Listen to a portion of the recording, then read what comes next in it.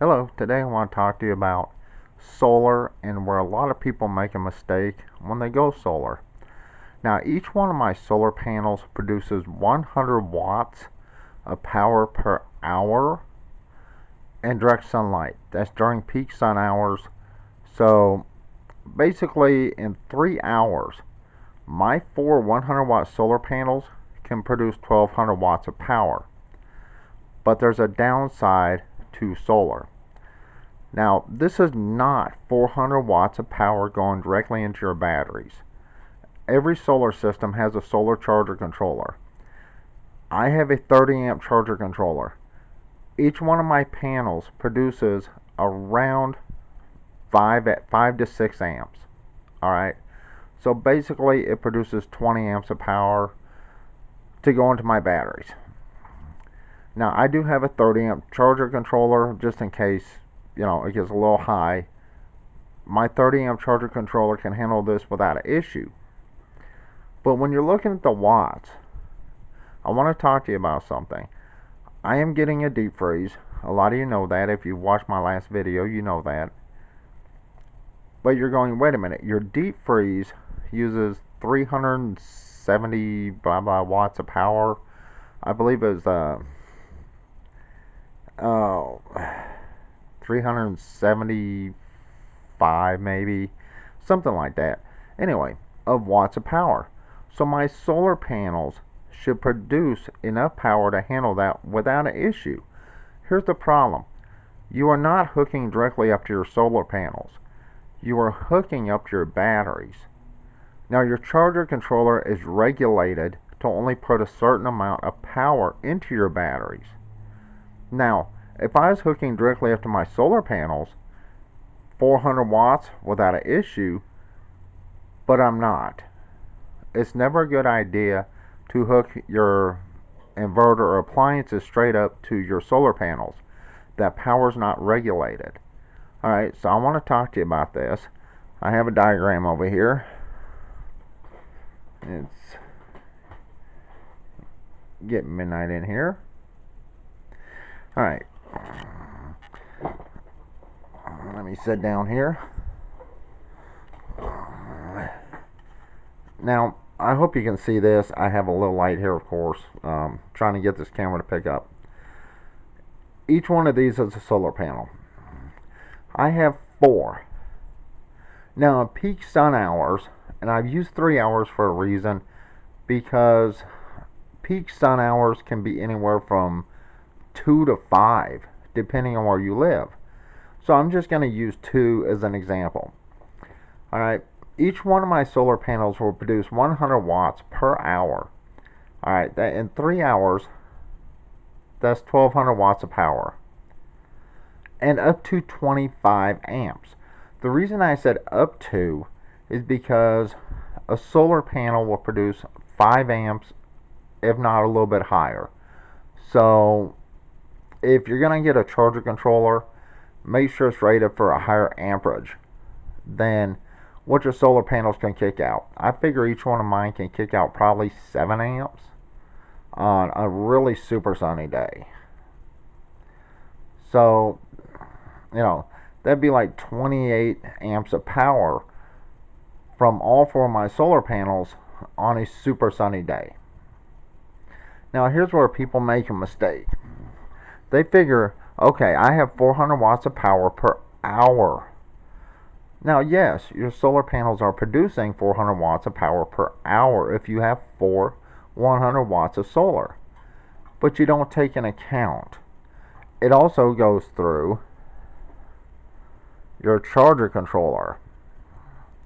Now, my charger controller here can only handle up to 30 amps coming in. No more. And that's why you see people with extremely large solar systems having an 80 amp, 100 amp charge controller, if not bigger. Now, these charge controllers are very expensive. Then, of course, I don't have that. So, for 3 hours, I basically produce 1200 watts of power through my solar panels, but it's regulated through the charge controller. A charger controller can take in so many amps, but it's not going to kick out 30 amps of power into my batteries. That's limited. That's what the charger controller does. It limits the amount of power. So even though I'm bringing in 400 watts of power per hour, my batteries are not getting 400 watts of power per hour. It's limited. Now, when the sun is not out, or when it's really low sunlight, my batteries are what's working. So basically, I'm pulling power from my batteries. Where most people make a mistake is, you may have 4, 5, 600 watts of solar, but you don't have enough storage capacity.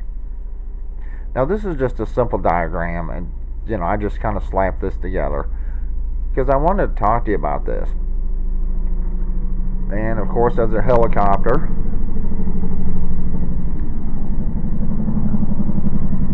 Let that pass by. Now I wanted to talk to you about this for a reason. When you're going solar, not everything is exactly how you think it's going to be. Now, if I hooked up our deep freeze when it comes in to my solar panels directly, which that's never a good idea. Your solar panels are not made to push a load like that. The wires are too small. The circuitry on the back of the panel is not made for that. It is strictly made for charging something, putting out a certain amount of amps and watts to your charger controller, and your charger controller handles basically what's going out. So it's never a good idea just to wire your solar up to like a battery without a charger controller. It will overheat. It will, boil out the water. It just won't shut down until the sun goes away. That's why we have charge controllers. But I wanted to talk to you because, do I have enough solar to run the deep freeze we have coming in? Definitely. 400 watts will definitely run that. But you have to understand something. If you are using solar, your sun, the sun goes behind a cloud. You just lost that power. That's why we use batteries. Solar's good if you have the right amount of batteries and right amount of solar to charge it. Now I have two batteries, Walmart marine batteries, whatever they're called. And for my 400 watts of panels, it charges those two batteries just fine, because even though it has 400 watts coming in, that's not 400 watts going into my battery bank. It's limited. Think of your charge controller like a battery charger for a car. When you plug that battery charger into your wall and hook those clamps up to your terminals on your battery, you don't have 115, 120 volts going into that battery. It reduces that voltage down to 12 or 6 volt, depends on what kind of battery you're charging, and like 2 or 6 amps. That's it. That's all that's going in that battery. The solar charger controller works this exact same way. It takes all that power coming in, reduces it down to put power into your battery safely. So, can you run certain things off of your solar? Of course, without an issue. But that doesn't mean I have 400 watts in an hour to work with. It doesn't mean I have 1200 watts if I let my solar sit in the sun for 3 hours, because I don't. And that's where a lot of people make a mistake. They're going, wait, I have a 100 watt solar panel. This can make 100 watts in an hour, so in 3 hours is 300 watts. That's not how solar works.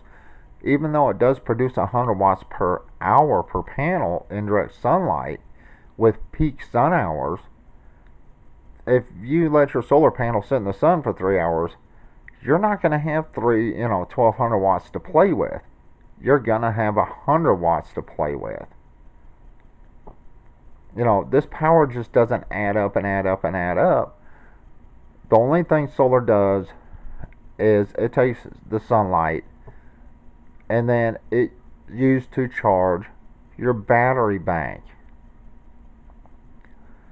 So if you're going to get solar, don't go on the cheap. I mean, you can definitely get 300 watts of solar, but don't think, hey, I can sit there and let my panel sit in the sun for 3 hours, with 300 watts, and now I have 900 watts of power to play with. It doesn't work that way. You could definitely have 900 watts to play with if you have batteries connected. But I wanted to talk to you about this because there's probably some confusion on why when we get our deep freeze, it'll be on a timer. I do not want our deep freeze pulling 300 plus watts in an hour. Even though my panels produce, 400 watts an hour, our deep freeze will be pulling nearly all that, if not all that, because of power loss through the cables, through the inverter. So it will be pulling from my batteries anytime the sun's not out. Now, during the time of full sunlight hours, it will 100% run directly from the power produced from my solar, because that's going straight into my battery bank. So don't think that, like I said, don't think that if you get a 100 watt solar panel and let it sit for 3 hours hooked up to a battery, you have 300 watts of power to play with. You have exactly how much power you can pull out of that battery. And if you pull that battery down too far, it will kill your battery. And once again, the power coming into your solar charger controller is not the power going out of your solar charger controller. It's the exact same way with a car battery charger. You plug that into a wall, it does not put 115, 120 volts into your car battery. It does not do that. It reduces the power down to where the battery can safely take a charge. Unless you have like a big 50 amp jump start battery charger, and even then it's only putting 50 amps for a split second to try to get it to jump. So it's not like this is constantly putting 50 amps in. Anyway, I wanted to talk to you about, like I said, your charger controller is important. You have to have it, but it also regulates the amount of power that you have. So, if you want to hook 100 watts of solar panels up to something and try to hook it up to an inverter, be my guest. You'll probably end up burning something up. That's why we have the charger controller. And the charger controller limits the amount of power that goes out to your batteries, and that way it's safe. The main part that you have is right there, your batteries. That's where you're getting your power from. All solar does is help charge those batteries back up. So, anyway, like I said, can I run our deep freeze when it comes in off our solar system? Absolutely. But the thing is, the batteries are going to be used to power it, not the solar. The solar itself will just be used to charge the batteries. That's why I will have our deep freeze limited on a timer, because I don't want it running all the time. Because even when the sun is out, yes, it will produce enough power that it will run that deep freeze without an issue. But as soon as the sun starts going behind a cloud or going down, it's pulling from the batteries. Anyway, that's it. I just wanted to talk to you about this. Don't expect solar to work miracles. because you're not going to get a set of solar panels, even like mine. I have 400 watts, and expect to run everything in your house, because honestly, it's not going to be able to do it. What's running your house, or what's running your appliances, or whatever you're trying to run, is your batteries. Solar, all it does is charge the batteries. Now, if you're running something that's really weak, like a laptop during the day, of course the solar panels are going to produce plenty of power to run that. But if you're running something that takes a high draw, it will draw from your batteries and draw your batteries down. So think about that when you're going solar, and think about, well, you know, the way I see it, the way I think, it may be right or wrong, I see 200 watts of solar for every battery. That may be overkill. Somebody may say, hey, that's wrong. But it has worked for me for years, having 200 watts of solar per battery. So basically, I have 400 watts hooked to two batteries, positive, positive, negative, negative. It stays 12 volt. And it has worked for me this way for a long time. Can I run things like my microwave? Of course I can. Can I run our computer? Yes. Can I run lights? Absolutely. I can run pretty much anything we have off my batteries, because I have, one, the right inverter, and two, I do not use so much power that it will draw my batteries down to where I can't use them if I need them. Anyway, that's it. I'm fixing to go, and like I said, solar's great to have in an emergency. If you don't have a lot of money, you can get 300 watts of solar for, I don't know, $400, something like that. Is it good to have? Of course, but you have extra expenses when you go with solar. You need fuses, you need cables, batteries. There's always an extra expense. Don't expect just to buy a solar kit with a charger controller and some solar panels and expect that be it, because it's not. Also, there are two different types of charge controllers, PWM and MTTP. PWM controllers are generally cheap. They're really inexpensive. The PWMs don't work as well. They don't give you out the same amount of power. They don't start up as quick as the MPPT. So, that's another thing to consider.